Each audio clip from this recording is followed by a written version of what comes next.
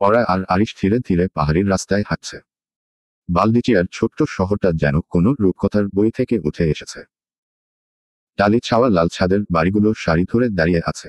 দেয়াল জুড়ে আঁকা প্যাস্টেল রঙের ফুল আর পুরনো সময়ের ছোঁয়া মাখা জানালার গ্লাসগুলো রোদের আলোয় ঝিকমিক করছে। রাস্তার পাশে একটা ছোট্ট কাফে, সাদা রঙের কাঠের চেয়ার আর টেবিল পেতে রেখেছে বাইরে, যার উপর রোদ্দুর আর পাতার ছায়া একসাথে খেলা করছে। সেখানে বসতেই গেল তারা। এক মাঝবয়সী ভদ্রমহিলা, চোখে রিমলেস চশমা আর গায়ে কোট, হাসি মুখে এগিয়ে এসে জিজ্ঞেস করলেন, বাওনাই রনো, what would you like to have? Arish মেনুর দিকে তাকিয়ে বলল, 2 cappuccinos, 2 croissants with chocolate filling. That is it for now. রাজি, আইল বি রাইট ব্যাক।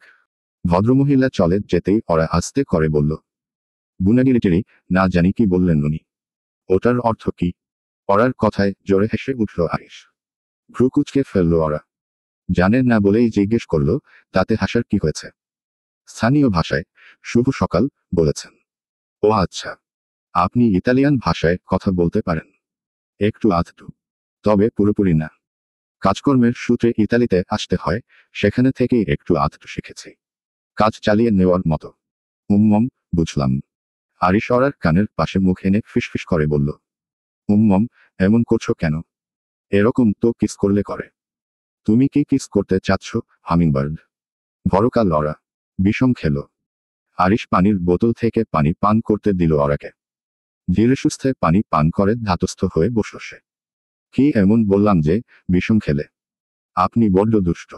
কিছু করার নেই, আমি এমনই ডার্লিং। আরিশের কথায় ওরার মুখটা একটু লাল হয়ে উঠল।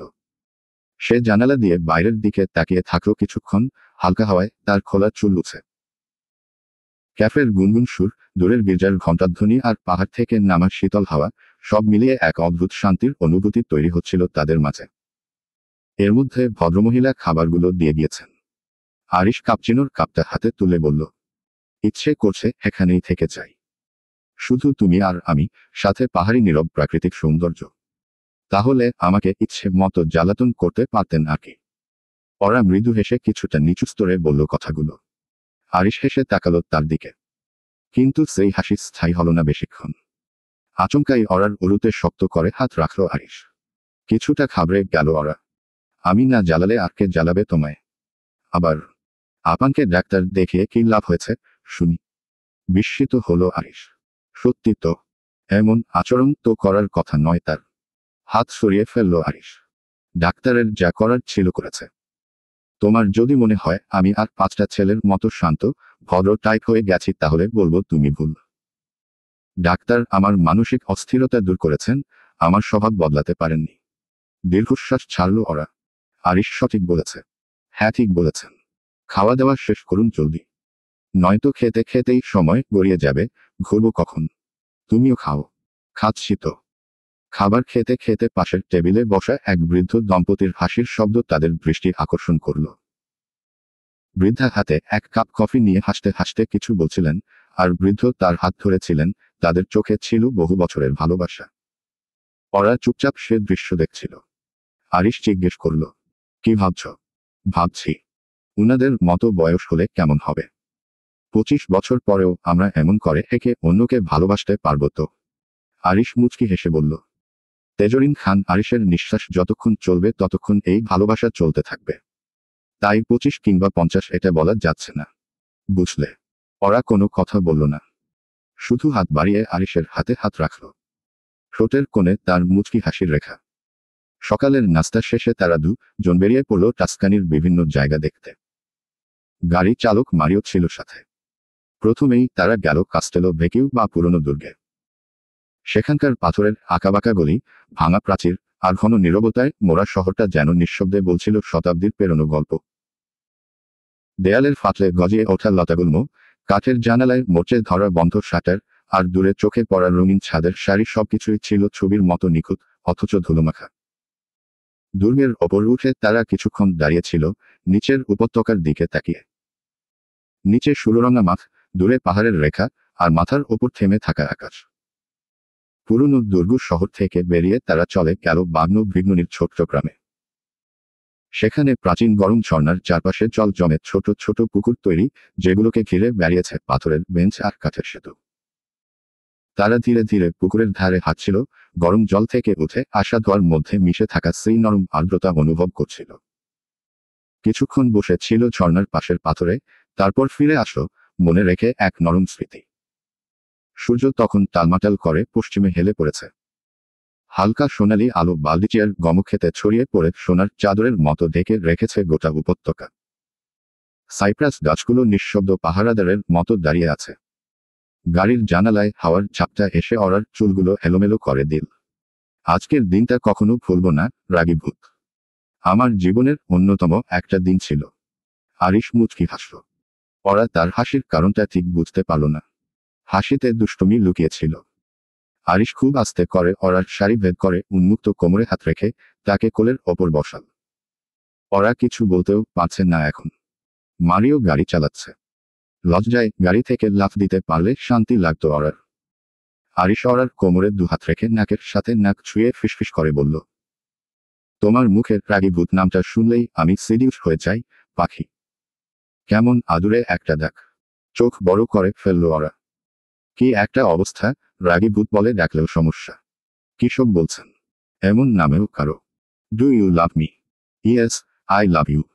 কোনো সন্দেহ আছে? ন। আরিশ অরার ঘাড়ে শক্ত করে হাত রাখল। এক হাতে কোমর আঁকড়ে ধরে অন্য হাতে ঘাড় চেপে ধরে ঠোঁটে ঠোঁট ছুঁয়ে দিল সে। প্রথমে অস্বস্তি লাগলেও পরে নিজেকে ধাতস্থ করে নিল অরা। মারিও এর মধ্যেই একটা রোমান্টিক গান বাজাতে শুরু করেছে। যদিও ওরা ইতালিয়ান গানের আগামাথা বোঝে না, তবে আরিশ তো বুঝতে পারছে। কিছুক্ষণ বাদে অরার ঘাট ছেড়ে দিল আরিশ।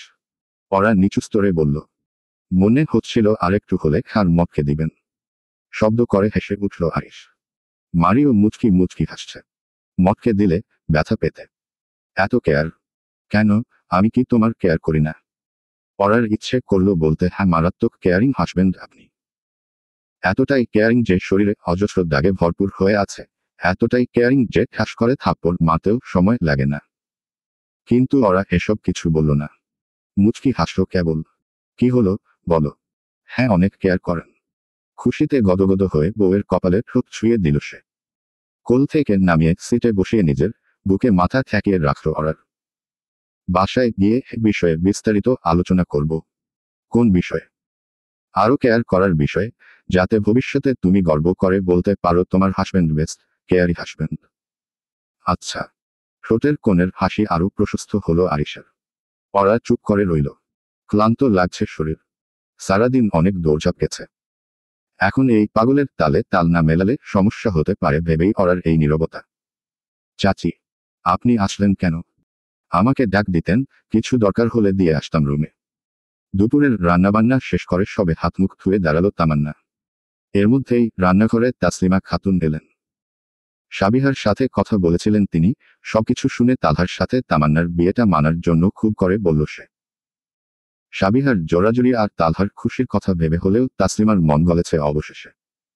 কিছু লাগবে না। এদিকে এসো, মেয়ে। তামান্না ধীর পায় তাসলিমার সামনে গিয়ে দাঁড়ালো।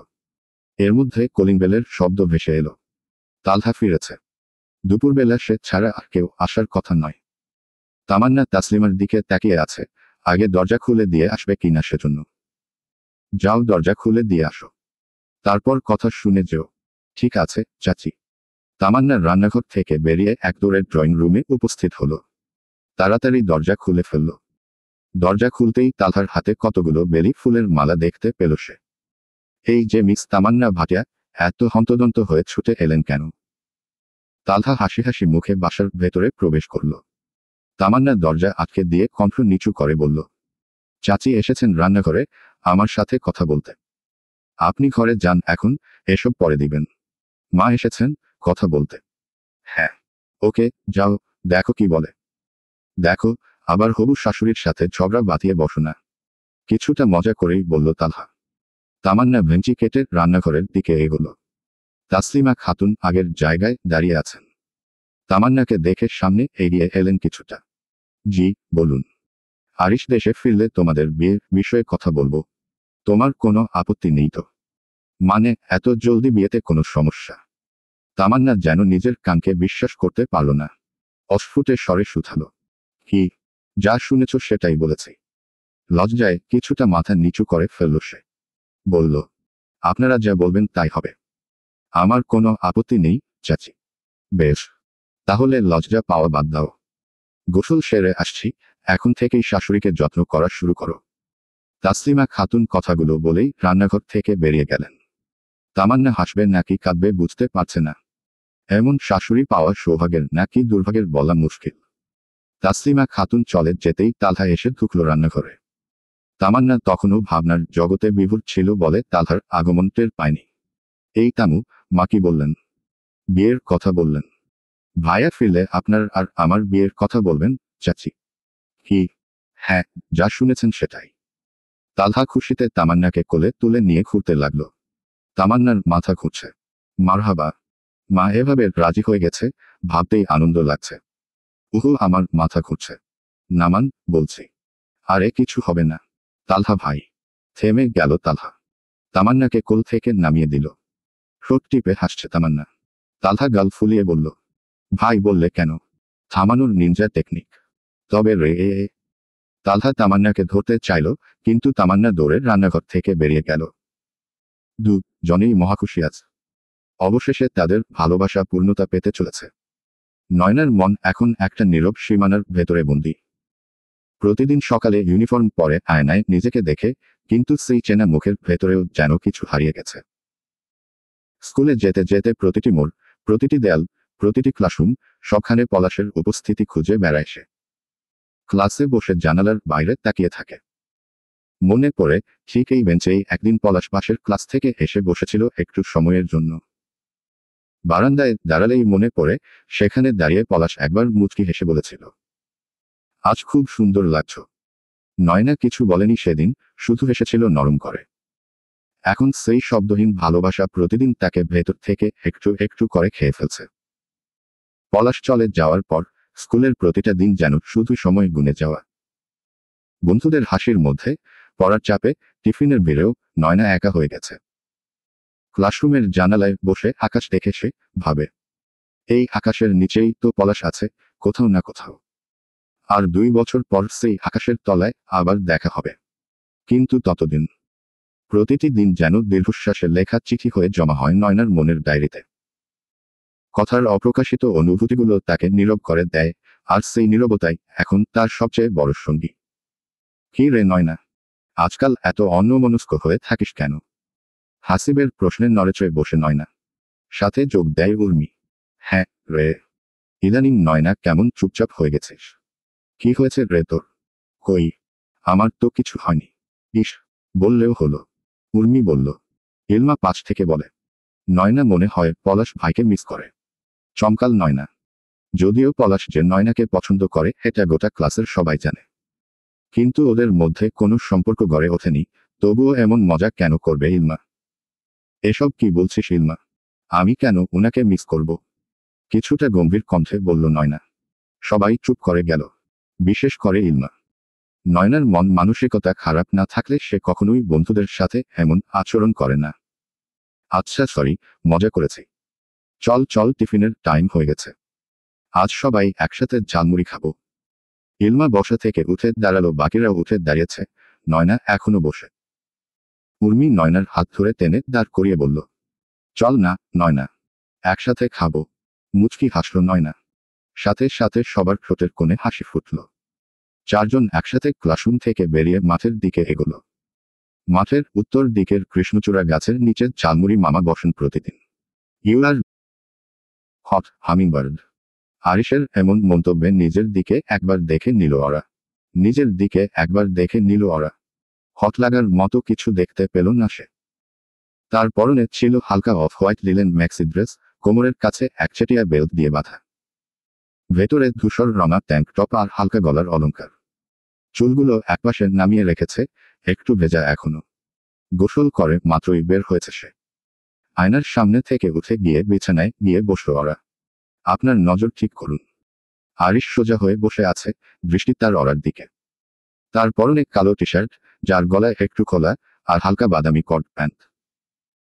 আমার নজর যথেষ্ট ঠিক আছে বলেই এখনো বলিনি, ট্যাঙ্ক টপের নিচে যা দেখা যাচ্ছে ওটা জানিয়ে দিচ্ছে তুমি কতটা ভয়ঙ্কর সুন্দর। চমকাল ওরা। লোকটা এত পাজি কেন? কিছুটা লজ্জা পেল ওরা। বলতে আর বাকি রেখেছেন কি? Hopes, sorry hummingbird. কি করব বলো? চোখ থাকলে দেখা যাবে, স্বাভাবিক।